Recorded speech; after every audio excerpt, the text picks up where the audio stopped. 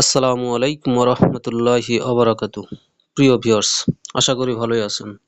আজ আমি আপনাদের ২৭ ঘন্টায় কোরআন শিখুন এর ২৭তম ঘন্টা অর্থাৎ শেষ ঘন্টা আলোচনা করব। এর আগে ১ থেকে ২৬ ঘন্টা আলোচনা করেছি, যার এই ভিডিও ডেসক্রিপশন বক্সে দিয়ে দেব, চাইলে দেখে নিতে পারেন। তো প্রথমে আমরা চলে যাব ২৭ ঘন্টায় কোরআন শিখুন অ্যাপসের ভিতরে। এরপর ক্লিক করব ২৭ ঘন্টায় কোরআন পড়তে শিখি। তারপরে আমরা ক্লিক করব ২৭তম ঘন্টা। এখানে আছে সূরা রহমানের ১ থেকে ১৩ আয়াত। তো এগুলো আমরা প্র্যাকটিস করব। বিসমিল্লাহির রহমানির রহিম। আর-রহমানু আল্লামাল কুরআন।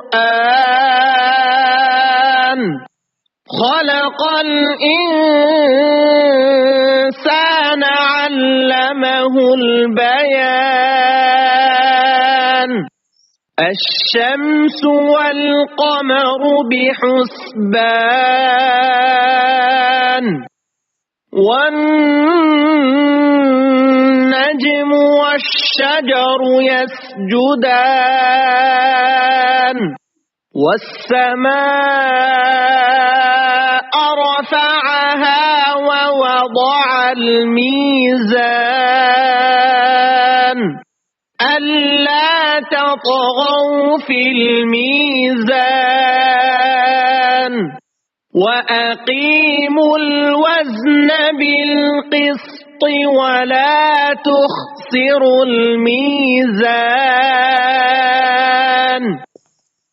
والأرض وضعها للأنام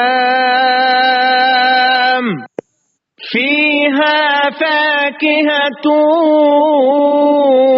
والنخل ذات الأكمام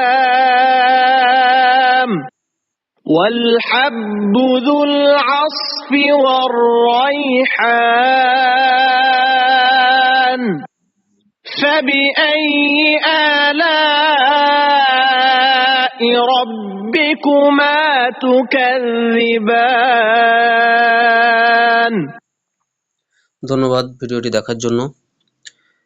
আশা করি ভিডিওটি ভালো লাগছে।